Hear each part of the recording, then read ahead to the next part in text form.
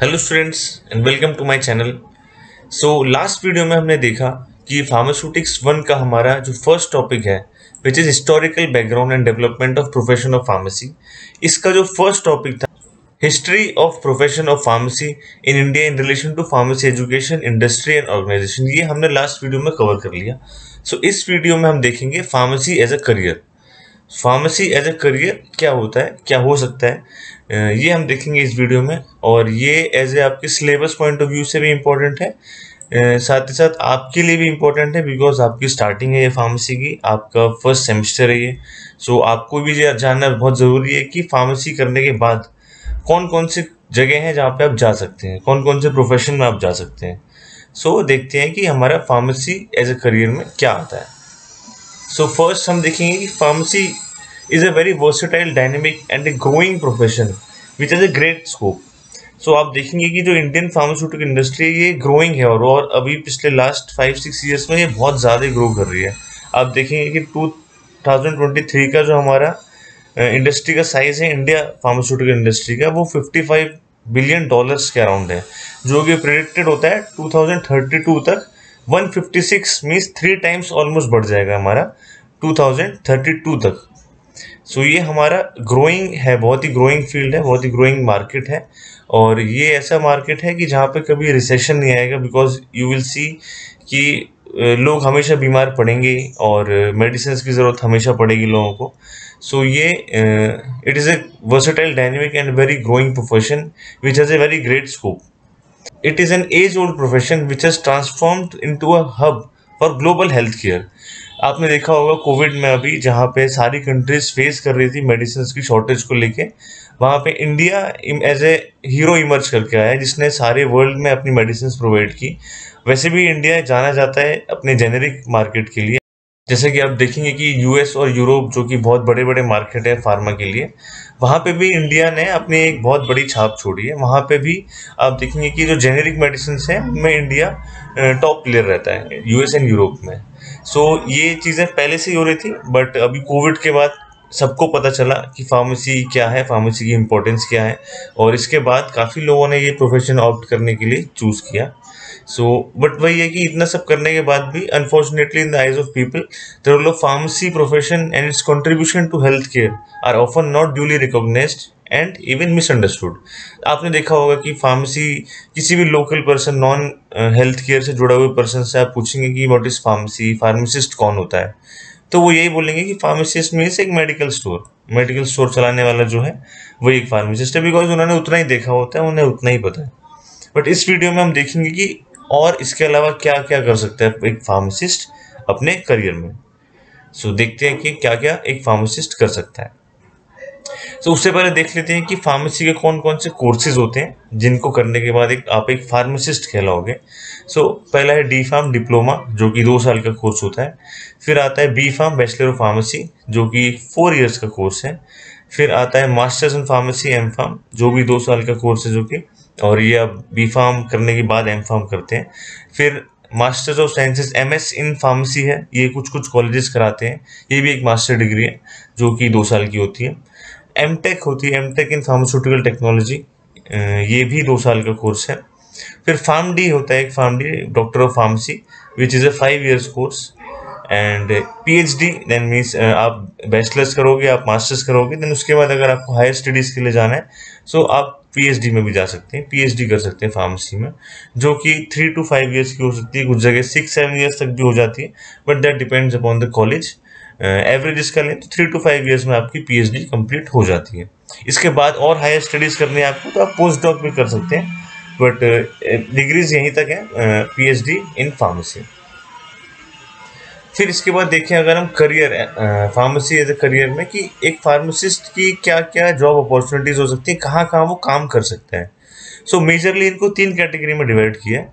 तो फर्स्ट है हमारा practice settings. Practice settings means वो सेटिंग्स जहाँ पे वो फार्मेसी प्रैक्टिस कर रहे हैं, मीन्स वो मेडिसिन के साथ डील कर रहा है, वो पेशेंट्स को मेडिसिन दे रहा है। सेकेंड हमारा आता है इंडस्ट्रियल सेटिंग्स में कहाँ कहाँ पे वो काम कर सकता है अपना फार्मासिस्ट।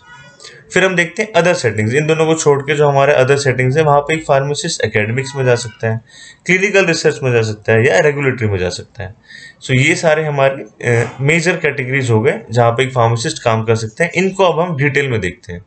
तो पहला है हमारा प्रैक्टिस सेटिंग्स। प्रैक्टिस सेटिंग्स में 3 आते हैं हमारे, कम्युनिटी, हॉस्पिटल एंड क्लिनिकल। सो हमारा फर्स्ट जो कम्युनिटी फार्मासिस्ट है, वो मीन्स आप समझ सकते हैं एक मेडिकल स्टोर है हमारा, उसको कहते हैं community pharmacist. So employed as a pharmacist और can start his own pharmacy. चाहे फार्मासिस्ट किसी और की मेडिकल शॉप पे लगाओ, या फिर एज ए गवर्नमेंट फार्मासिस्ट लगाओ, या फिर वो खुद की भी फार्मेसी खोलता है, तो उसको हम कम्युनिटी फार्मासिस्ट बोलते हैं। उसका जो मेन रोल है वो देख लेते हैं हम क्या होते हैं। It involves in managing inventory and storage of medicine and allied products. So उसका अगर खुद का मेडिकल है तो उसको सारा इन्वेंट्री मैनेज करना है कि कब क्या स्टॉक खत्म हो रहा है, कितने टाइम में मंगाना है। दूसरा, उसको प्रिस्क्रिप्शन हैंडलिंग आनी चाहिए, check for correctness of safety. Prescription जो ये आपके शायद इस सेमेस्टर में है, हमारा प्रिस्क्रिप्शन, हाँ प्रिस्क्रिप्शन हमारा 3rd टॉपिक है इस यूनिट में। ये हम डिटेल में देखेंगे। जो डॉक्टर एक प्रिस्क्रिप्शन लिखता है पेशेंट को, पेशेंट ला के देता है फार्मासिस्ट को, तो वो पेशेंट में डॉक्टर ने क्या क्या लिखा है वो सारा उसको पढ़ना, उसको हैंडल करना, वो सारा काम है कम्युनिटी फार्मासिस्ट का। Second, dispensing of medicine. Obviously उसने प्रिस्क्रिप्शन पढ़ा, उसमें क्या मेडिसिन लिखी है डॉक्टर ने, वो लिखे वो पेशेंट को देगा। फिर patient counselling, demonstration of medical devices. So patient counselling की कितने टाइम खानी है, खाने के बाद खानी है, खाने के पहले खानी है मेडिसिन, वो सारा पेशेंट को बताता है pharmacist. And demonstration of medical devices. So medical devices like हमारा ये बीपी मेजर करने के लिए जो आते हैं, ऑक्सीमीटर्स हो गए, ये सारे मेडिकल डिवाइसेस हैं। सो इनहेलर्स हो गए, ये सारे मेडिकल डिवाइस में आते हैं। सो हर एक पेशेंट को नहीं पता होता कि वो कैसे यूज़ करना है, या फिर जो उनके अंदर एक PIL आता है, पेशेंट इंफॉर्मेशन लीफलेट, तो वो भी हर कोई नहीं पढ़ना जानता है। तो ये भी फार्मासिस्ट की रिस्पॉन्सिबिलिटी है कि वो पेशेंट को बताए कि वो उसको कैसे यूज़ करेगा मेडिकल डिवाइस को। देन आता है मेंटेनिंग पेशेंट मेडिकेशन रिकॉर्ड। जो हमारे साइकोट्रोपिक मेडिसिन होते हैं जिनका अब्यूज़ हो सकता है, तो उसका एक रिकॉर्ड प्रॉपर मेंटेन करना कि मंथ में ये कितनी बार लेके गया ये वाला पेशेंट इस मेडिसिन को। सो उसका अच्छे से रिकॉर्ड मेंटेन करना। Health promotion, disease prevention and nutrition advice, ये सारा कुछ आप पेशेंट को करेंगे।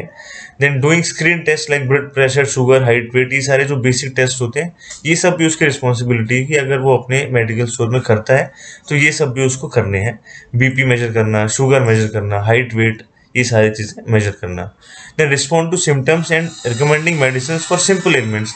आपने देखा होगा कि आप भी हर एक जब मेडिसिन लेते हैं तो छोटी छोटी चीज़ों के लिए आप डॉक्टर के पास नहीं जाते हैं, है ना। जैसे आपके सर में दर्द हो गया या खांसी है आपको, उसके लिए आप सिंपल छोटे छोटे जो सिम्टम्स होते हैं जिसके लिए आप OTC मेडिसिन ले सकते हैं, ओवर द काउंटर मेडिसिन ले सकते हैं, तो उसके लिए आप सीधे मेडिकल स्टोर पर जाएंगे, आप फार्मासिस्ट को बोलेंगे हमें ये सिम्टम्स हैं।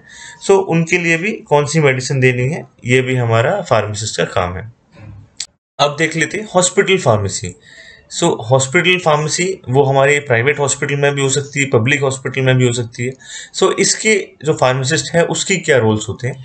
सो मेडिकल सिलेक्शन, इसका ऑलमोस्ट सेम ही रहेगा हमारा जो हमने पढ़ा था कम्युनिटी फार्मेसिस्ट, रिटेल फार्मासिस्ट के लिए ऑलमोस्ट रिस्पॉन्सिबिलिटी सेम ही होंगी, बिकॉज ये उसका प्राइवेट था, यहाँ पे वो एक हॉस्पिटल में मेडिकल स्टोर खोला है उसने। उसका है medicine selection, then managing inventory and storage of medicine of and allied products, small scale manufacturing, compounding भी उसको करनी पड़ती है। कंपाउंडिंग का मतलब ये है कि जैसे मार्केट में हमारी एक टैबलेट आ रही है या फिर एक हमारा सस्पेंशन आ रहा है 500 mg का, बट डॉक्टर ने हमें प्रिस्क्राइब किया कि इसको 250 mg का देना है, बिकॉज वो चाइल्ड है या फिर एक एडोलेसेंट है, तो उसके लिए हमें डोज 500 mg नहीं लगेगी। सो डॉक्टर ने प्रिस्क्रिप्शन में लिख के दिया कि इसको हमें 250 देना है, तो उसको क्या करना पड़ेगा, जो अपना 500 mg का मार्केट से मिल रहा है सस्पेंशन, उसको उसकी स्ट्रेंथ हाफ करनी पड़ेगी, तो उसको डाइल्यूट करना पड़ेगा। तो ये सारी चीज़ें भी कंपाउंडिंग कहलाती हैं, तो ये सारी चीज़ें भी एक हॉस्पिटल फार्मासिस्ट को करनी है।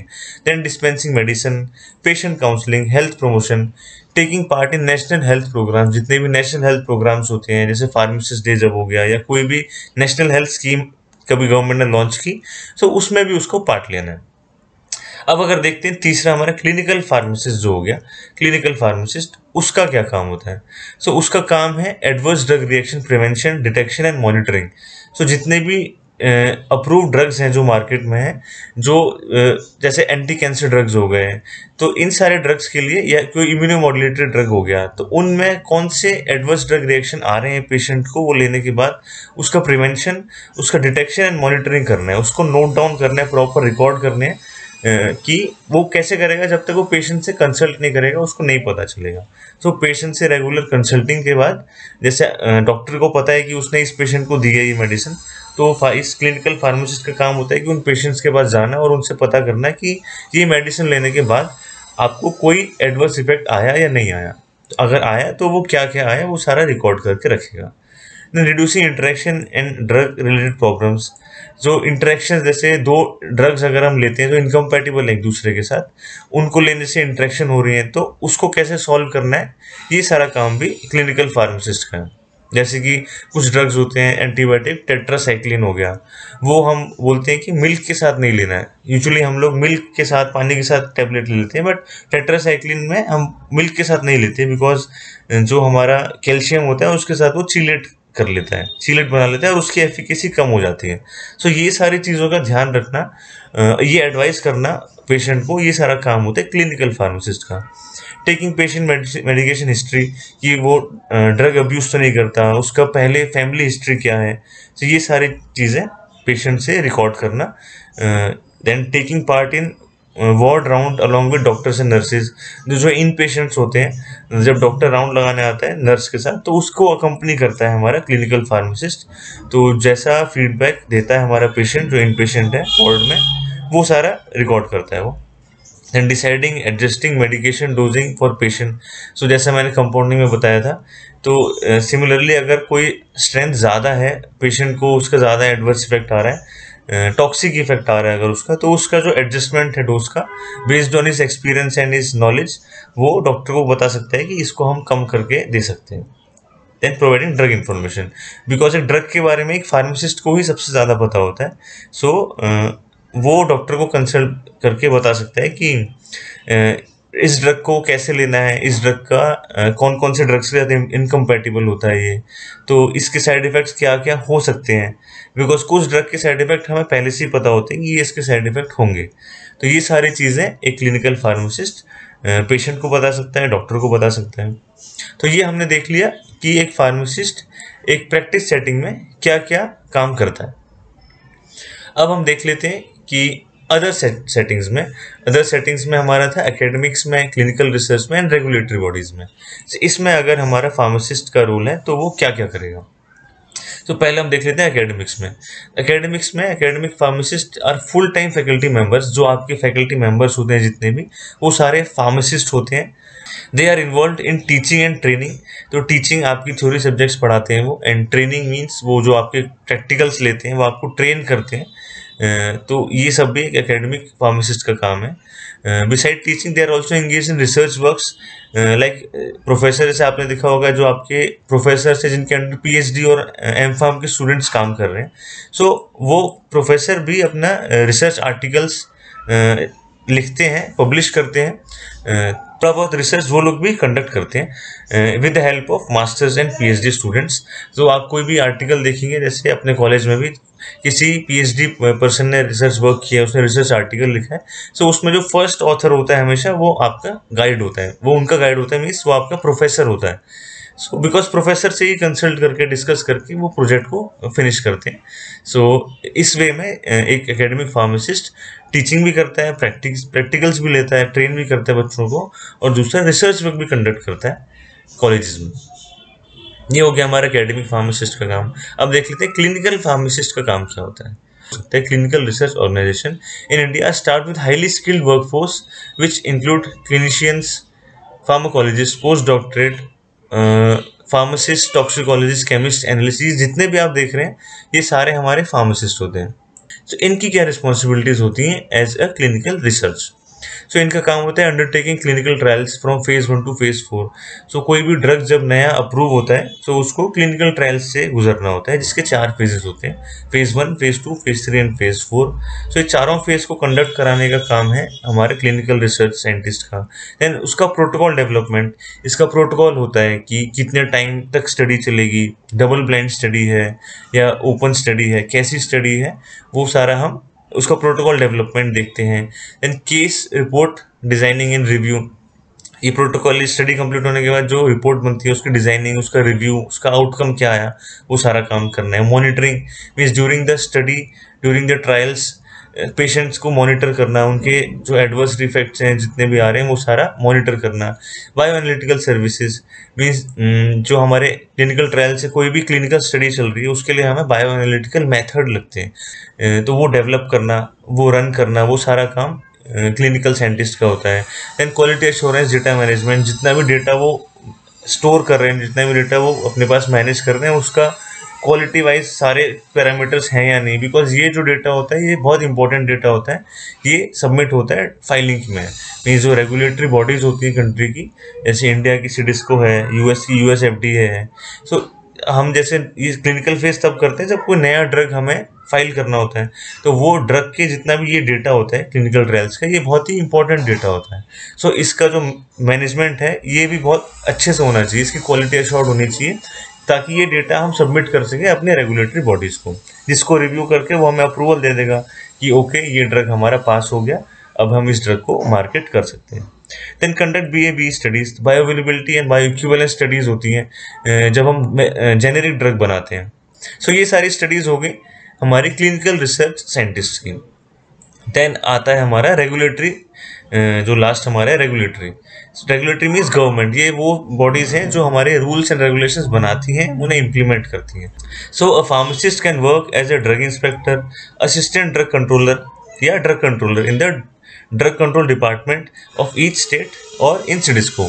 Means drug inspector, assistant drug controller और ड्रग कंट्रोलर, ये या तो स्टेट की, हर एक स्टेट की ड्रग कंट्रोल डिपार्टमेंट होता है, या तो उसमें ये काम कर सकते हैं, या फिर जो सेंट्रल के हमारे सीडिस्को है उसके अंदर काम कर सकते हैं, जिसमें they are responsible for regulating and controlling the sales, distribution, marketing and import of drugs. Means जो ड्रग्स का सेल्स हो गया, मार्केटिंग हो गया, डिस्ट्रीब्यूशन हो गया और इम्पोर्ट हो गया, वो सारा रेगुलेट करते हैं ये, और चेक करते हैं कि ये अकॉर्डिंग टू द लॉ है या नहीं। मीन्स हमारा जो एक ड्रग एंड कॉस्मेटिक एक्ट है उसके अकॉर्डिंग है या नहीं। तो उसके लिए क्या करते हैं, ये they carry out inspections, timely inspection करते हैं ये कि सारा कुछ अच्छे से चल रहा है या नहीं। Give permissions for clinical trial, जो क्लिनिकल ट्रायल हम यहाँ देख रहे थे उसके परमिशन देते हैं ये। मैन्युफैक्चरिंग अप्रूवल देते हैं, जैसे कुछ ड्रग मैन्युफैक्चर करना है तो उसका लाइसेंस लगता है, तो मैन्युफैक्चरिंग लाइसेंस देते हैं, टेस्टिंग लाइसेंस देते हैं, मार्केटिंग लाइसेंस देते हैं। तो ये सारे लाइसेंस देना और टाइमली इंस्पेक्शन करना और पूरा इंश्योर करना कि जो ड्रग की sales, distribution, marketing and import है वो सही से हो रही है नहीं। तो ये सारा काम हो गया एक फार्मासिस्ट का जब वो एक रेगुलेटरी बॉडी में होता है। तो ये हमने देख लिया एक फार्मासिस्ट का रोल जब वो अदर सेटिंग्स में है। अब हम देख लेते हैं कि हमारा एक फार्मासिस्ट इंडस्ट्री में क्या क्या उसका काम होता है। अगर एक प्रोडक्शन में एक साइंटिस्ट है तो उसका क्या काम होगा। तो प्रोडक्शन में pharmacist is responsible for planning supply chain of resources and planning of activities to manufacture medicine as per the specification and standards in order to deliver quality medicine in timely manner. तो production means plant में उसका काम है। तो plant में क्या है, उसको ये देखना है कि सारा जो रिसोर्सेज है, सप्लाई चेन जितना है वो प्रॉपर है या नहीं, जो स्टॉक हमारा है वो मेंटेन है या नहीं। और फिर उसका काम है कि मेडिसिन मैन्युफैक्चर करना, जो उसका मैन्युफैक्चरिंग प्रोटोकॉल है, प्रोसीजर है, वो फॉलो करना अच्छे से, ताकि जो हमारी जो मेडिसिन हैं वो स्टैंडर्ड क्वालिटी की मेडिसिन बने और वो टाइम पे मार्केट में आए। सेकंड आ जाता है हमारा QA, quality assurance. So the main function is to ensure that medicine is manufactured as per the quality standards और नॉट। मीन्स जो प्रोडक्शन में मैन्युफैक्चर हो रही है हमारी मेडिसिन वो as per the quality standards हो रही है या नहीं हो रही, ये चेक करना हमारा काम है QA का। दे ensure and approve the proper documentation. BMR जो बैच मैन्युफैक्चरिंग रिकॉर्ड्स होते हैं, जैसे कोई भी एक बैच बना किसी मेडिसिन का, उसका प्रॉपर एक रिकॉर्ड होता है कि उसके सारे पैरामीटर्स उसमें नोट होते हैं, तो उसको चेक करना। मेथड वैलिडेशन रिपोर्ट्स हो गई, एनालिटिकल मेथड्स हो गए, ये सारी चीज़ें, या फिर क्वालिफिकेशन ऑफ इक्विपमेंट्स हो गया एंड फैसिलिटी। जैसे कोई भी नया इक्विपमेंट एक प्लांट खरीदता है तो उसका प्रॉपर इंस्टॉलेशन होता है। IQ, OQ, PQ, ये 3 चीज़ें होती हैं: installation qualification, operation qualification and performance qualification. तो ये सारी चीज़ें अच्छे से करके जो अप्रूवल होता है फाइनल, एक QA क्वालिटी एश्योरेंस पर्सन का अप्रूवल मिलता है, तभी वो इक्विपमेंट हमारे प्लांट में लिया जाता है और वो फंक्शन करता है। देन थर्ड आ जाता है R&D, research and development. So R&D भी हमारे 2 टाइप की आप बोल सकते हैं। बल्क ड्रग मीन्स जो हमारा API होता है, एक्टिव फार्मास्यूटिकल इंग्रेडिएंट, या फिर सिंपल टर्म्स में आप ड्रग कह लो। जैसे आपने पैरासीटामोल की टेबलेट खाई होगी, तो जो पैरासीटामोल है जो एक्चुअल में आपका फीवर कम कर रहा है, वो होता है हमारा ड्रग या फिर API। सो उसकी जो सिंथेसिस करना मीन्स वो उसकी भी सिंथेसिस जो केमिकली हम करते हैं, जो लैब्स के अंदर करते हैं, अलग अलग रिएक्शंस लगाते हैं, सो वो सारी चीज़ें करना एक R&D साइंटिस्ट का काम है। सो आजकल नई नई टेक्निक्स आ गई हैं। For example structure activity relationship technique हो गई, या कंप्यूटर एडेड ड्रग डिजाइनिंग हो गई। सो इनके थ्रू वो नए नए API को सिंथेसाइज करता है और उसकी एक्टिविटी चेक करता है। फिर दूसरा हो गया फॉर्मुलेशन।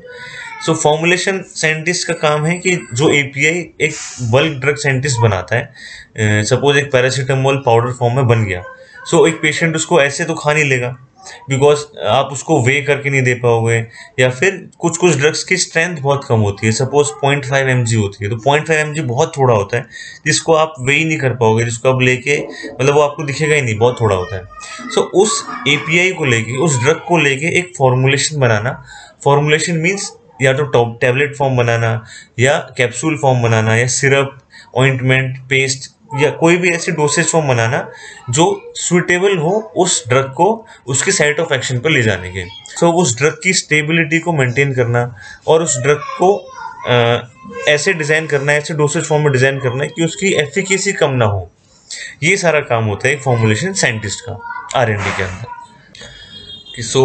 हमने देखा कि एक R&D साइंटिस्ट का क्या काम होता है। अब हम देख लेते हैं कि एक क्वालिटी कंट्रोल फार्मासिस्ट का क्या काम होता है। It aims at investigating the manufactured drug product according to the specifications and standard to ensure the quality of medicine. QC is concerned with setting up specification, drawing of samples, testing them and generating documents and preparing reports. Quality control का काम होता है कि जब during the manufacturing of product, जैसे tablet manufacturing process चल रहा है, उस टाइम पे जो टैबलेट्स हमारी मैन्युफैक्चर हो रही हैं वो एज पर द स्पेसिफिकेशन हो रही है या नहीं। मीन्स वो क्या करता है, बीच बीच में कुछ टैबलेट्स निकालेगा, अपने कुछ टेस्ट करेगा कि इसका जो हार्डनेस है, इसकी थिकनेस है, वो लिमिट के अंदर आ रही है या नहीं, फिर उसको लेके उसकी रिपोर्ट प्रिपेयर करेगा। ये सारा काम होता है हमारे QC साइंटिस्ट का, क्वालिटी कंट्रोल साइंटिस्ट का। फिर हमारा देख लेते हैं पैकेजिंग। एक हमारा जो पैकेजिंग फार्मासिस्ट है उसका काम क्या होता है। पैकेजिंग इन R&D, जब वो R&D में होता है, जैसे R&D डिपार्टमेंट में हमने देखा कि एक API सिंथेसिस का हमारा बल्क ड्रग वाला है, एक फॉर्मुलेशन साइंटिस्ट है। सिमिलरली एक पैकेजिंग साइंटिस्ट भी होता है हमारा R&D में, जो हेल्प्स करता है in finalising the best suitable packaging for the dosage form by generating data in different types of packaging. जैसे कि हम देखते हैं कि टैबलेट्स हमारी ब्लिस्टर पैक में भी आती है, हमारी स्ट्रिप पैक में भी आती है। आपने देखा होगा कि जितने सेमी सॉलिड होते हैं, जैसे कोलगेट आपने देखा होगा, ये लेमिनेटेड ट्यूब्स में आता है। बोरोलिन हो गई, सोफ्रामाइसिन हो गई, ये आपके एल्यूमिनियम ट्यूब्स में आते हैं। तो ये जो पैकिंग है जो फाइनल हुई है कि कोलगेट हमारा लेमिनेटेड ट्यूब्स में ही आएगा, या फिर हमारी बोरोलिन एल्यूमिनियम ट्यूब में ही आएगी, ये सारी जो चीज़ें फाइनल करता है एक हमारा पैकेजिंग साइंटिस्ट जो R&D में काम कर रहा होता है। प्लांट में उसका क्या काम होता है, प्लांट में ensures proper packaging and labelling of the medicine. जो हमारा टैबलेट बन रही है उसकी प्रॉपर पैकेजिंग हो रही है नहीं, उस पर लेबलिंग जो हो रही है वो प्रॉपर हो रही है नहीं, डिफरेंट बैच नंबर्स उस पर आ रहे हैं नहीं। वो सारी चीज़ें इंश्योर करते हैं हमारा एक पैकेजिंग फार्मासिस्ट जब वो प्लांट में होता है। अब हम देख लेते हैं रेगुलेटरी फार्मासिस्ट का क्या काम होता है। रेगुलेटरी एक रेगुलेटरी हमने देखा था जब हमारा अदर सेटिंग्स में रेगुलेटरी था, तो ये हमारा था कि जब गवर्नमेंट बॉडीज के साथ कोई काम करता है फार्मासिस्ट, उसको हम बोलते हैं रेगुलेटरी। इसलिए हम देखते हैं इंडस्ट्रियल सेटअप में हमारा जो रेगुलेटरी है उसका क्या काम होता है। A regulatory pharmacist helps to ensure that the medicine meets certain criteria before going to the market. They prepare the dossier and submit to the government agencies to get different licenses which are required for manufacturing a medicine, like test license, manufacturing license, marketing license. एक regulatory scientist का काम क्या होता है कि हमने जो कि ये एक ब्रिज होता है, एक तरह से आप समझ लो, एक फार्मास्यूटिकल कंपनी और एक गवर्नमेंट बॉडी के बीच में। एक फार्मास्यूटिकल कंपनी कोई भी एक प्रोडक्ट बना रहा है, सपोज एक टैबलेट बना रहा है, तो उसको मार्केट में बेचना है, उसका अप्रूवल चाहिए, तो वो अप्रूवल देगी हमारी government body. Government body means ये वाले लोग, जो ड्रग इंस्पेक्टर और ये जितने लोग थे, ये वाले लोग, ये उसका अप्रूवल देंगे। सो इन दो फार्मास्यूटिकल कंपनी और गवर्नमेंट बॉडीज, इन दोनों के बीच में हमारा काम करता है ये रेगुलेटरी का पर्सन, जो इंडस्ट्री का होता है। सो इसका काम होता है कि different types of licence obtain करना, जो कि गवर्नमेंट देगी। जैसे कंपनी को ड्रग मैन्युफैक्चर करनी है, मार्केट करनी है, वो सारे लाइसेंस अप्लाई करना गवर्नमेंट को, वो सारा काम एक रेगुलेटरी फार्मासिस्ट का काम होता है। फिर उसके बाद जो आपकी जो प्रोडक्ट आपने बनाया, सपोज ये जो टैबलेट बनाई आपने, ये हमारी जैसे हर कंट्री की अलग अलग रेगुलेटरी गाइडलाइंस होती हैं। जैसे कि यूएस की अलग है, यूरोप की अलग है, इंडिया की अलग है। सो वो गाइडलाइंस जो लिखी होती हैं, वो जैसे फार्माकोपियाज हो गई। अभी इसका नेक्स्ट टॉपिक आपका यही है कि व्हाट इज फार्माकोपिया। सो ये गवर्नमेंट पहले से फिक्स करके रखती है कि ये सारी उसमें प्रॉपर्टीज होनी चाहिए आपकी मेडिसिन में। जैसे कि उसकी थिकनेस इतनी होनी चाहिए, उसका डिसोल्यूशन इतना होना चाहिए, है ना, उसकी फ्राइबिलिटी इतनी होनी चाहिए। तो वो सारी चीज़ें उस रेंज में, जो रेंज हम डिसाइड करते हैं, वो एक रेगुलेटरी साइंटिस्ट डिसाइड करता है कि जैसे हमें कोई ड्रग हमने बनाई, कोई टैबलेट बनाई हमने यूएस मार्केट के लिए, तो यूएस मार्केट की क्या क्या गाइडलाइंस हैं कि उसमें ये होना चाहिए, उसमें वो होना चाहिए। तो सारे टेस्ट जो हैं वो सारे हम अपने टैबलेट पर करके देखेंगे, उसमें वो पास हो रहा है तो उस प्रोडक्ट को फिर उसका जो डोजियर बनता है, एक फाइनल डॉक्यूमेंट बनता है, वो लेके यूएस एफडीए को सबमिट करेगा हमारा रेगुलेटरी फार्मासिस्ट, और वहाँ से अप्रूवल दिलाएगा। तो ये काम होता है हमारा रेगुलेटरी फार्मासिस्ट का। और लास्ट में अगर हम देख लें इसमें sales and marketing. So sales and marketing में हमारा जो एक हमारा फार्मासिस्ट है, उसका क्या काम होता है।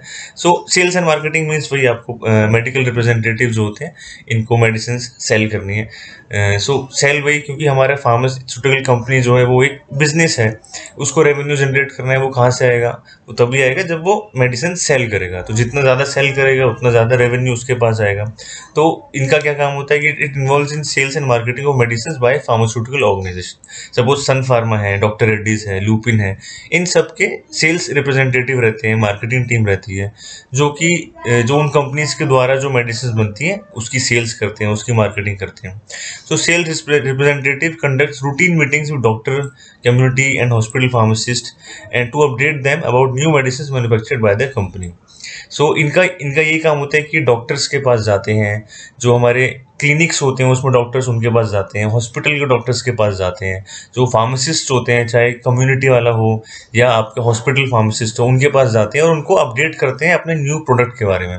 जैसे किसी कंपनी ने कुछ नया मेडिसिन बनाया, सो उस कंपनी का सेल्स रिप्रेजेंटेटिव जाएगा, बोलेगा कि ये हमारी न्यू मेडिसिन है, इसमें ये सारे बेनिफिट्स हैं, मतलब इसमें कम साइड इफेक्ट हैं। ये जो पहले जो टैबलेट थी वो दिन में 3 बार लेनी पड़ती थी, हमारी टैबलेट दिन में 2 ही बार लेनी पड़ेगी। सो ऐसी चीज़ें करके ये अपने प्रोडक्ट को प्रमोट करते हैं और अपनी सेल्स को इंक्रीज करते हैं। और इनकी सेल्स कैसे इंक्रीज होगी, जब डॉक्टर प्रिस्क्राइब करेगा आपकी मेडिसिन, क्योंकि एट द एंड डॉक्टर के हाथ में ही है, या फिर फार्मासिस्ट जब प्रिस्क्राइब करेगा। जैसे आप जाते हैं एक मेडिकल स्टोर पर, आप बोलते हैं कि मेरे गले में खराश है, सो ये फार्मासिस्ट का डिसीजन होता है कि वो आपको कौन सी वाली कफ सिरप देगा, कौन सी कंपनी की कफ सिरप देगा। सो अगर ये सेल्स रिप्रेजेंटेटिव उनको बोलेंगे कि हमारी कफ सिरप भी है जो कि बहुत अच्छा सूदिंग इफेक्ट देती है, 5 मिनट के अंदर आपका कफ ठीक कर देगी, तो वो फार्मासिस्ट होता है, वो फिर आपकी वाली कंपनी की कफ सिरप देगा पेशेंट को। सो ये काम होता है हमारा एक सेल्स एंड मार्केटिंग पर्सन का। फिर उसके बाद they also carry out various promotional activities to make doctors and patients aware of the medicine. वही चीज़ें कि मतलब जो आपका प्रोडक्ट है उसका साइड इफेक्ट्स हो गए, उसके इंट्रैक्शन हो गए, या उसकी कोई टेक्निकल डिटेल हो गई आपके प्रोडक्ट की, तो वो सारी चीज़ें एक सेल्स एंड मार्केटिंग वाले पर्सन बताते हैं डॉक्टर्स को, फार्मासिस्ट को। सो ये हमारा देख लिया हमने एक इंडस्ट्री सेटअप में एक फार्मासिस्ट के कितने सारे रोल्स होते हैं। सो ये यहाँ पे हमने देखा कि 3 टाइप के जो थे स्टार्टिंग में, हमने वो पूरे कंप्लीट कर लिए, प्रैक्टिस सेटिंग में, अदर सेटिंग्स में एंड इंडस्ट्री सेटिंग्स में। सो ये हमारा पूरा कंप्लीट हो गया टॉपिक यहाँ पे कि फार्मेसी एज ए करियर। सो एक फार्मासिस्ट क्या क्या कर सकता है, उसके क्या क्या रोल्स होते हैं डिफरेंट जॉब्स में। सो यहाँ पे ये टॉपिक कंप्लीट होता है। सो अब एग्ज़ाम में आएगा, या फिर आपको खुद की अंडरस्टैंडिंग के लिए आपको खुद का एक आइडिया लगाने के लिए कि मैं किस चीज़ में सूटेबल हूँ, या फिर बी फार्म करने के बाद, एम फार्म करने के बाद मैं कहाँ जा सकता हूँ। तो ये सारी चीज़ें हैं, इसमें आप जा सकते हैं, ये आपके सारे करियर ऑप्शंस हैं। सो इसी के साथ हम वीडियो को फिनिश करते हैं यहाँ पे इस टॉपिक को। So thanks for watching the video. I really hope you like it, and if you did, like it, share it and subscribe to my channel. Thank you.